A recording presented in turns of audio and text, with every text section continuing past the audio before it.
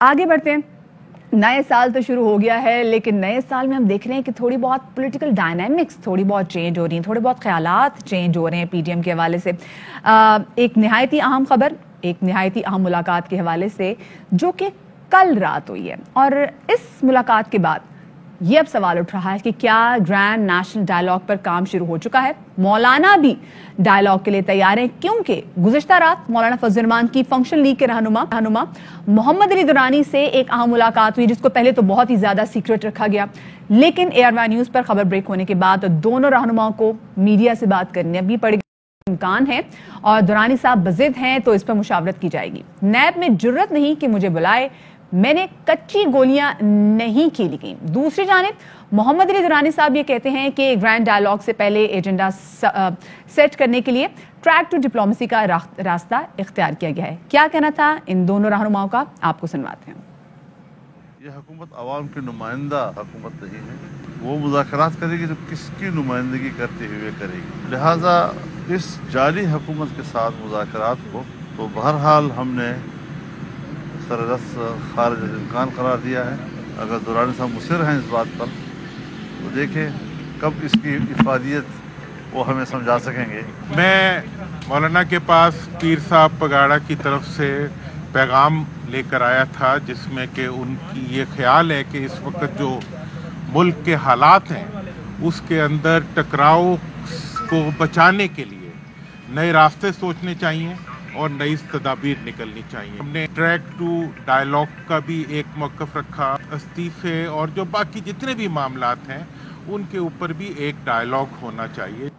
और आज से कुछ दिनों पहले मोहम्मद अली दुरानी साहब ने जेल में ऑपोजिशन रहनुमा शहबाज शरीफ से मुलाकात भी की थी, और इस हवाले से हमारे शो पर भी आए थे और हमने उनसे गुफ्तगू भी की थी, और उस वक्त उनका क्या कहना था आपको सुनवाते हैं।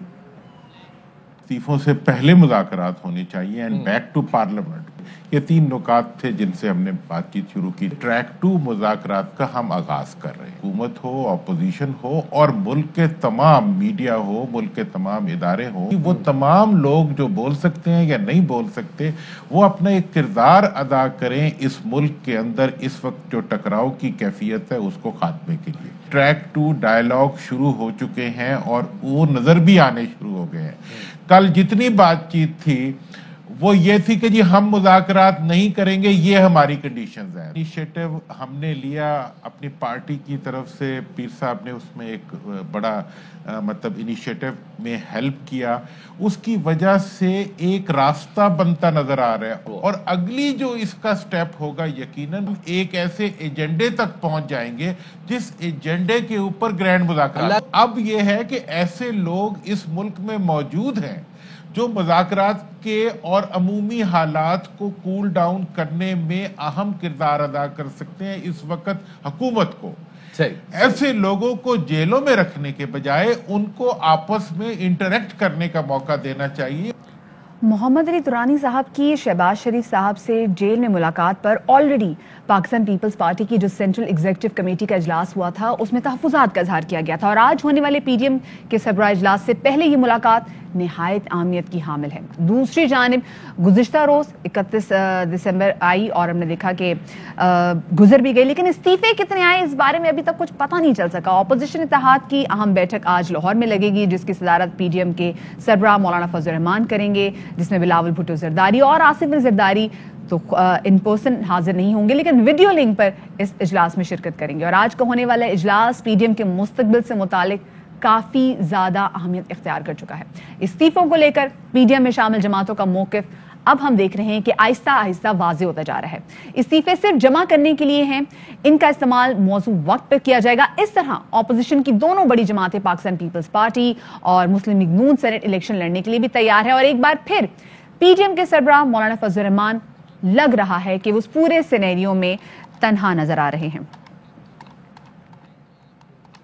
और इसी हवाले से मजीद बात करने के लिए हमारे साथ मौजूद हैं पाकिस्तान पीपल्स पार्टी के सीनियर रहनुमा चौधरी मंजूर साहब, उनको हम शामिल गुफ्तगू करेंगे। चौधरी साहब बहुत शुक्रिया आपका कि आपने हमें वक्त दिया। चौधरी साहब, पीडीएम में जो आपके इत्तेहादी हैं मुस्लिम लीग नून, उनके रहनुमा मिफ्ता इस्माइल साहब कहते हैं कि अगर आसिफ अली ज़रदारी साहब के पास हुकूमत को घर भेजने का कोई और तरीका है, जैसे कि आसिफ अली ज़रदारी साहब ने पहले बात भी की थी, तो बात हो सकती है, क्या आपके पास ऑप्शन है इस्तीफों से हटकर?